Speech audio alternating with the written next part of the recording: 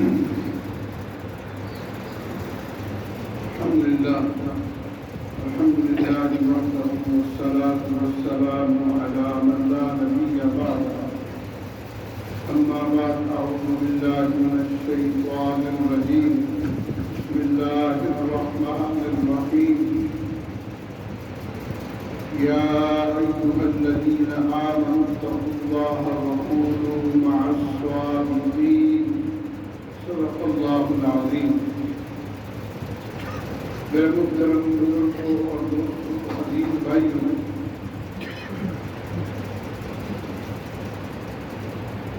وہ لوگ جن کو روزہ نہ رکھنے کی شریعت نے اجازت دی ہے،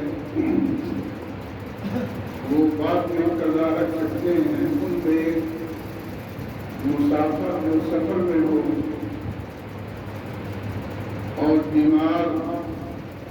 بیماری کی وجہ سے روزہ نہ رکھ کے بعد میں رکھ لیں. ایسے ہی حاملہ عورت حمل کی وجہ سے اس کو یا بچے کو اگر کوئی تکلیف کا اندیشہ ہو تو وہ بھی بچہ پیدا ہونے کے بعد اپنا روزہ رکھ لیں.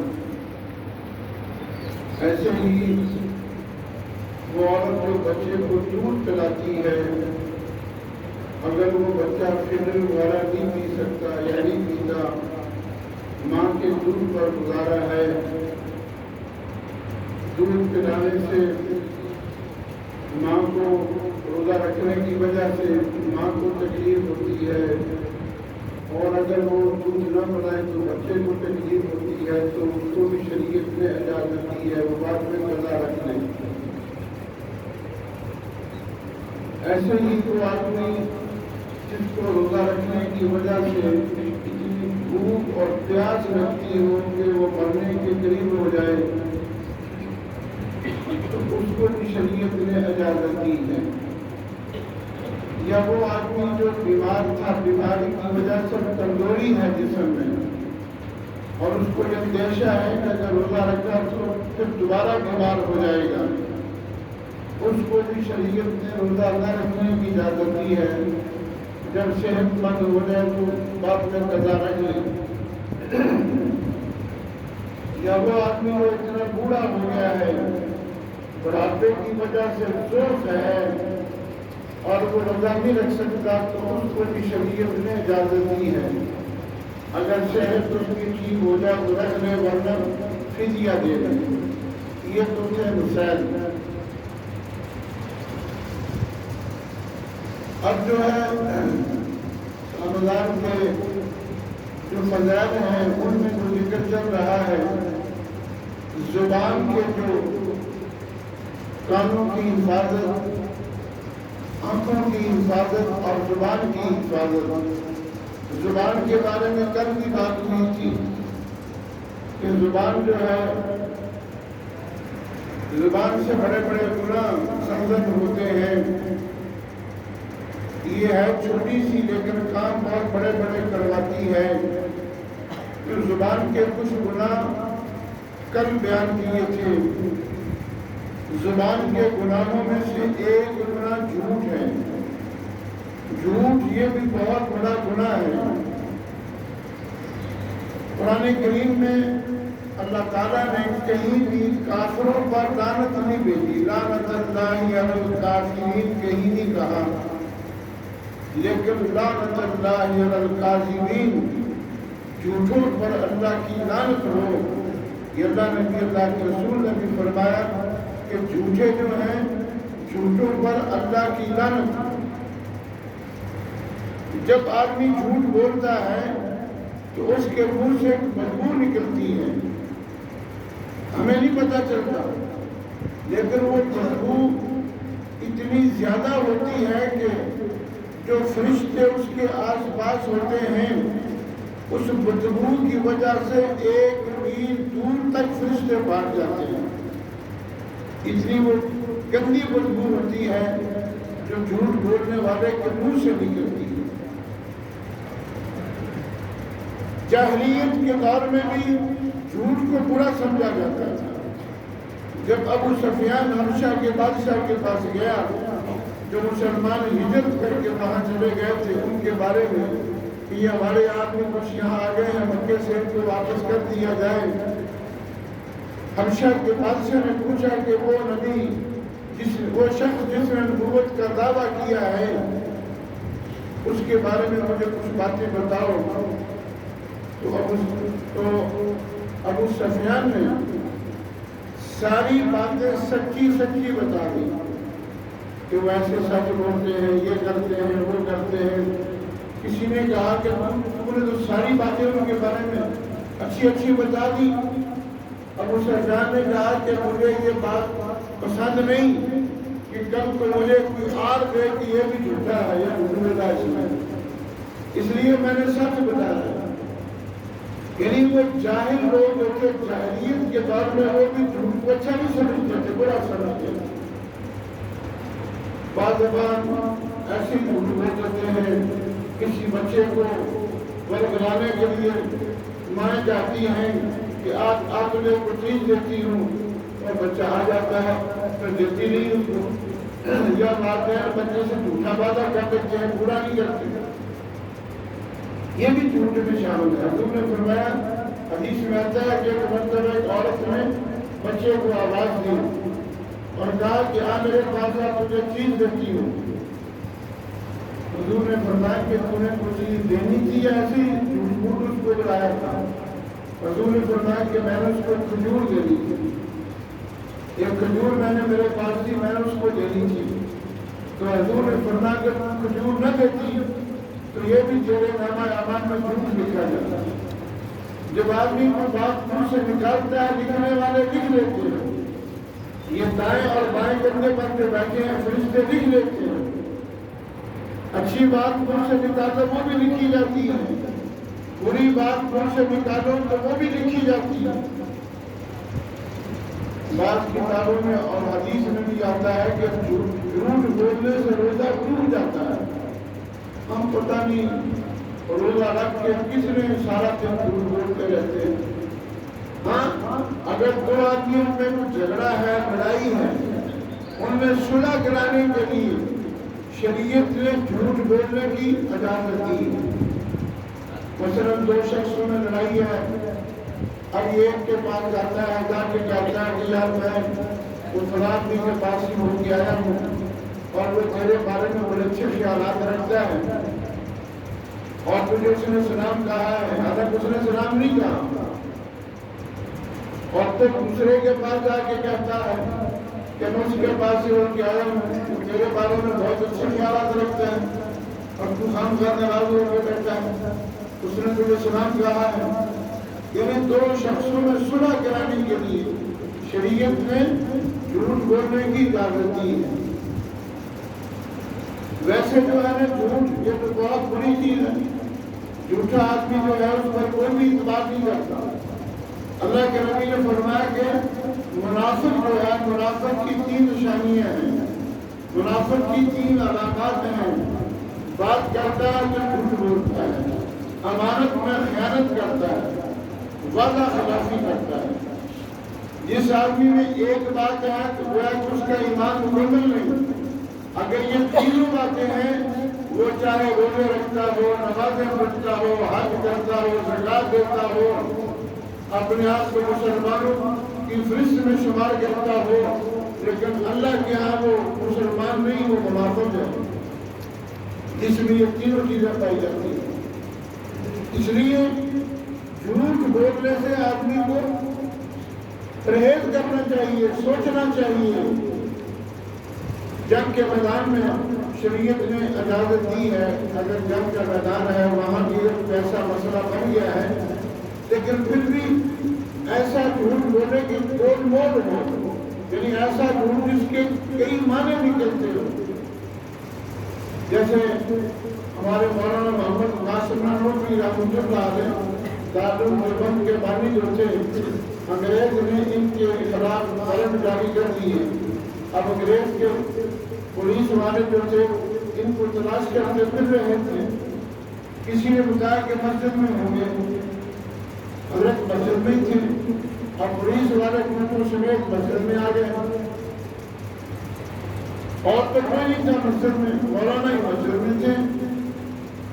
اور پولیس والوں جب پولیس والے آئے تو مولانا کھڑے ہو گئے. تو مولانا کو جانتے نہیں تھے پولیس والے. ان کے ذہن میں تھا کہ اتنا بڑا عالم جس سے انگریز بھی ڈرتا ہے، وہ تو بہت بڑا جبہ چھپا پہنا ہوگا، سر سے پگڑی ہوگی، تو اگر سادہ لباس پہنتے تھے قدر کا، اور قدر کی ٹوپی سر پہ تھی، تو جسم بھی کوئی لمبا چوڑا نہیں تھا، دبلے پتلے تھے. ان کے کھڑے ہو گئے. تو اس بانیوں نے کہا کہ تمہیں پتا ہے مولانا قاسم نانوتوی کہاں ہے؟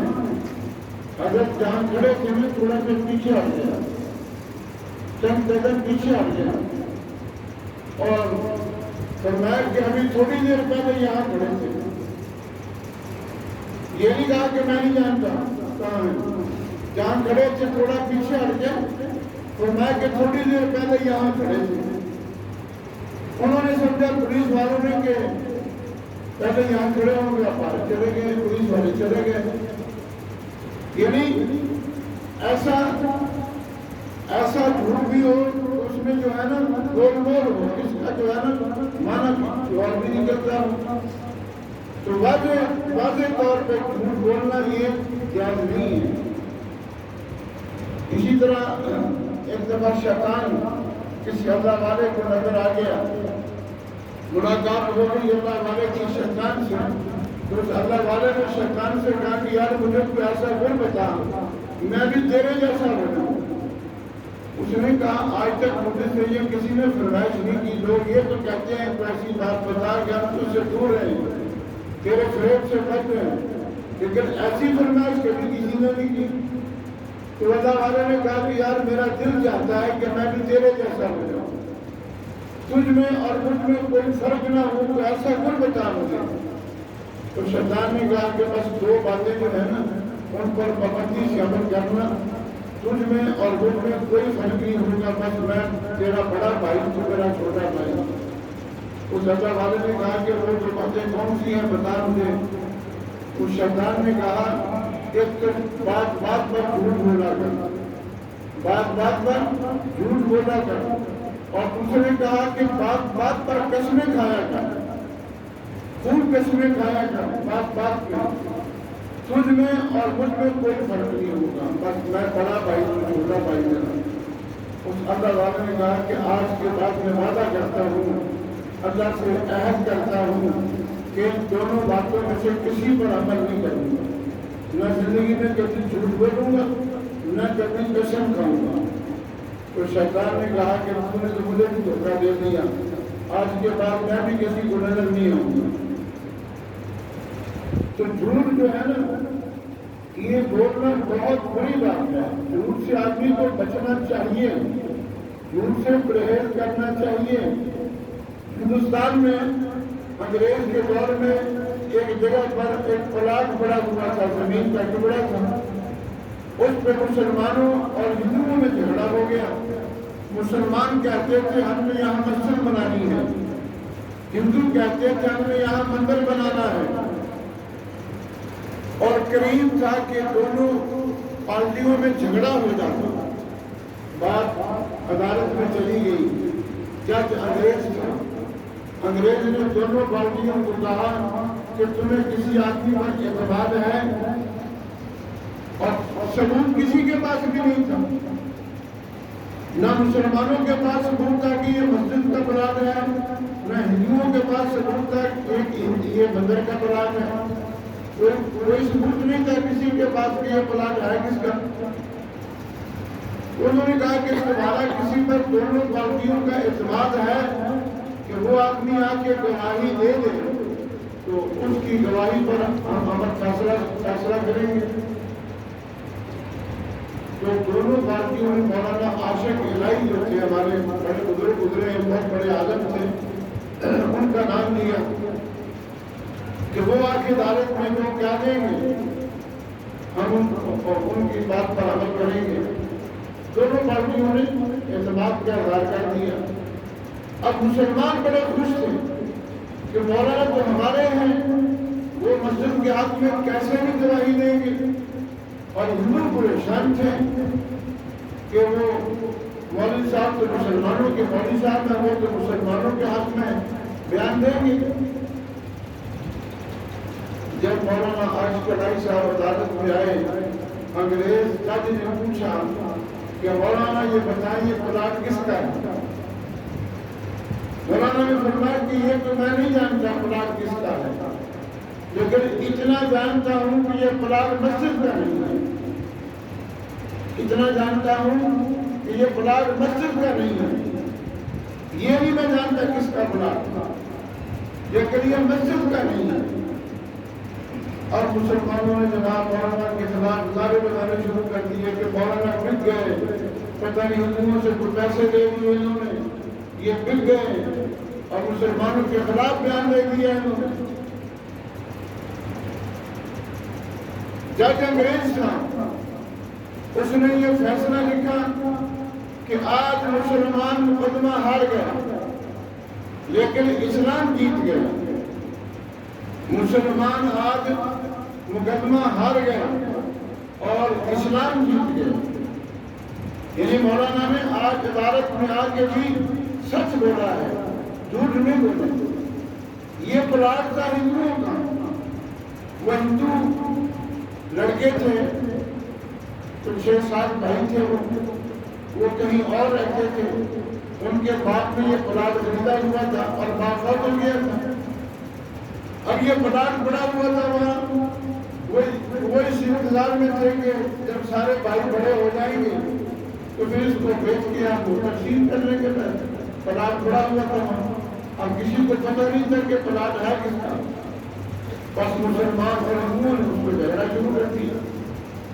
اب وہ جن کا پلاٹ تھا وہ بھی عدالت میں آئے تھے، دیکھیں عدالت کیا فیصلہ کرتی ہے اور دیکھیں مسلمانوں کے مولوی صاحب کیا بیان دیتے ہیں۔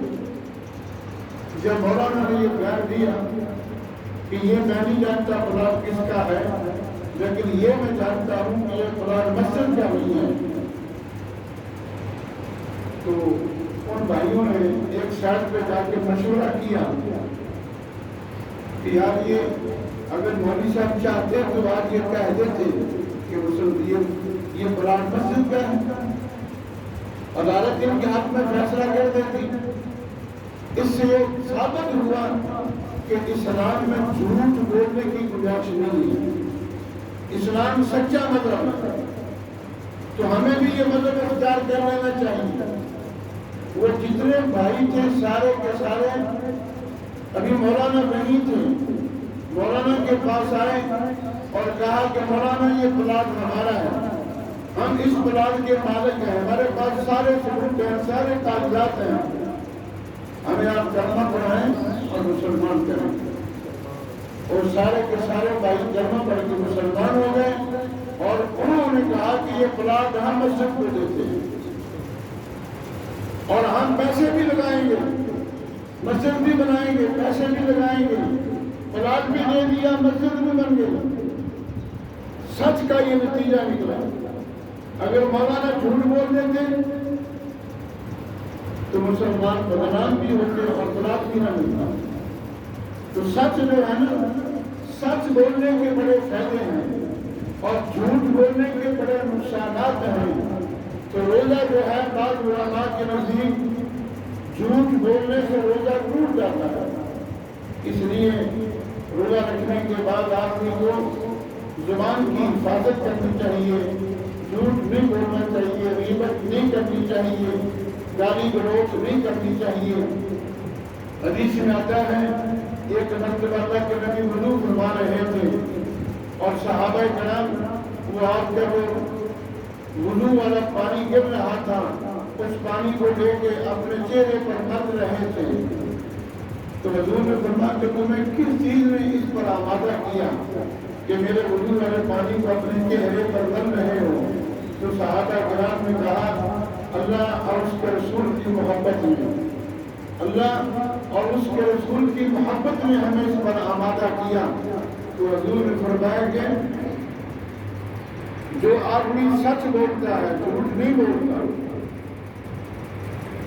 جو آدمی سچ بولتا ہے جھوٹ نہیں بولتا، اللہ اور اس کے رسول بھی اس سے محبت کرتے ہیں۔ وہ اللہ اور اس کے رسول سے محبت کرتا ہے، اللہ اور اس کے رسول بھی اس سے محبت کرتے ہیں۔